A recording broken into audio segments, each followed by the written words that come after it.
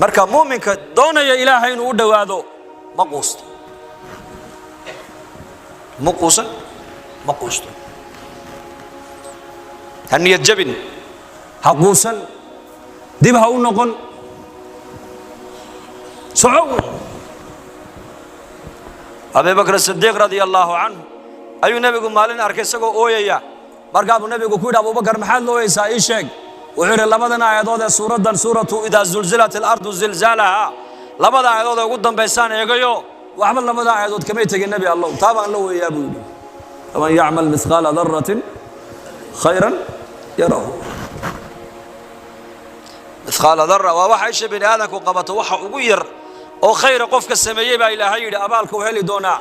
inta in la eego dambiga qofka sameeyayna abaalka waa heli doonaa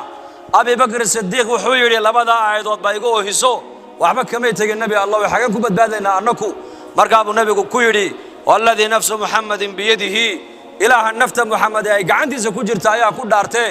law lam tudnibu haduusan dambiba iniga dhacayn inika ilaahay intuu adduunyada inaga kaxeeyo ayuu ku abuuri lahaa kuwa kale oo dambi intay galaan ilaahay dambi dhaaf ay dambiga intay ka weydiistaan ilaahay ayakana dambigooga u dhaafo maxay ka dhigan tahay marka haquusan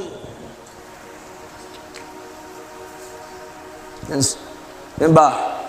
culimadu ka sheekeeyaan xajku u soo qasday markuu ihraamkii markuu xidhay ee uu soo dhaqaaqo xujiijkii dadkii xujaydii uu soo raacay ayaa waxa la bilaabay marka talbiyadii baa la bilaabay labbayk allahumma labbayk labbayk la sharika laka labbayk markaas korkiisa laga leeyahay la labbayk wala sa'dayka xajkaaga iyo safarkaaga aad u soo dhaqaaqday ilaahay kaama aqbalayo laga ma aqbalin dushiisa laga dhawaaqaya marka mid ka dambeeya la maqashiyay kiiba joojiyo ku yiri iska had maxaanu hadhaabuu ma maqlaysid jawaabta xad maqashay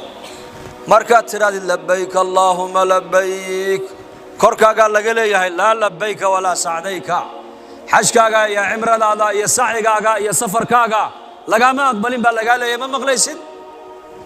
iska had hasdalna lacagtana iska hayso qarashkan inuu ka bixinay markaas uu ma maqashay ha hadaba aanu maanta oo kaliya ma maqal buu yiri 720 sano oo hore u xajiyay jawaabta waan maqlayaa buu yiri laakiin ma harayo buu yiri waayo halka haddaan ka tago haddaan ilaahay ka hoos dhaqaaqo oo isaga mar walba aan weydiisani waayo inuu toobada iga aqbalo halkee kaloo taga bal sheeg buu ma haysa meel kale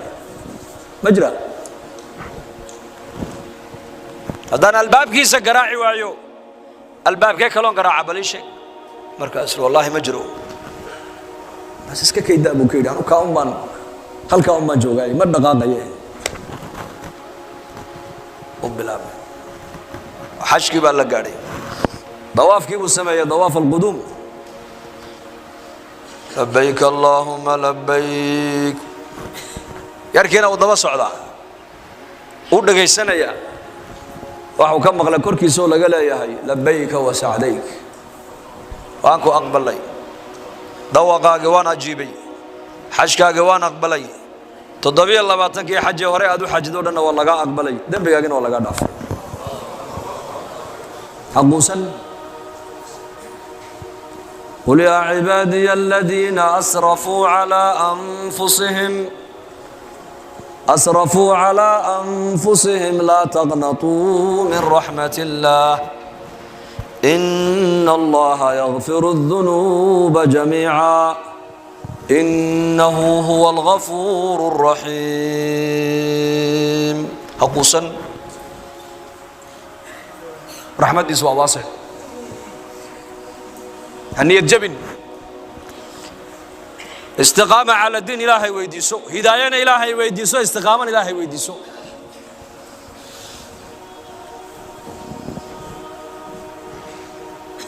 إلهي هنون ويديسو مر والبا وللهداية مراتب علماء دولين هداية مراتب إلى هاي hidaayadda halka ugu sarreysa waa halka ambiyadu ay gaadheen halka u sarreysa maanta nin walba adduunyada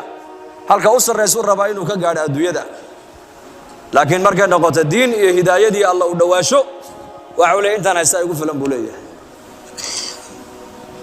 uguma filno abkii laqillati zaadii wa bu'da safari abaa hurayra radiyallahu anhu bay ku filaani weyday oo lahaa markuu dhimanayay uu ooyo maxaa loo ooysaa baa lagu yidhi nebi maxamed saaxiibkii baa tahe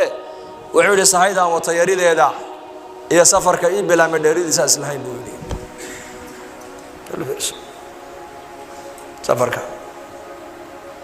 safar baa qofka u bilaamaya maalintuu dhinto goormuu dhammaanayaa safarkaasi ima kolka janno loo weeciyo ima qofka marka naar loo weeciyo safarkaasi ka dhammaan ilaahay jannada haynoo weecisho insha allah dhahada marka walaalayaal kulligeen inaan toobadkeena loo baahan yahay oo diinteena islaamka ku dhagno khaasatan zamankan maanta aan joogno waa zaman alfitan fitanta ayaa badanaysa caalamka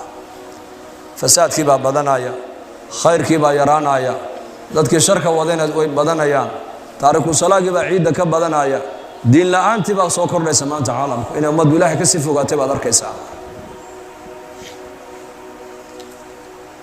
horumarkuna ma ahin maadadu inoo badatay horumarku waxa weeyaan dadka diinta danaynaya oo mujtamaca diiniga oo bataa horumar la yidhaahdaa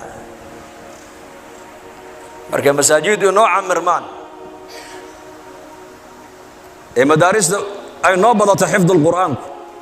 ee masaajideena xalaqaadka cilmigu ay macmuur ku noqdaan ee ummaduna dadaalka diinta ay u wada kacdo ee gabdhaheenuna muxajabaad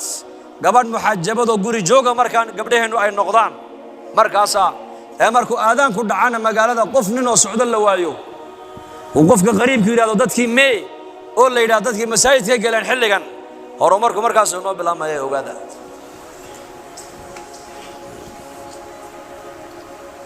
horumarku waa kaas dadka ilaahay ku xidhan markay bataan khayr maalintaasay noogu horreysay ogaada marka diinteena islaamka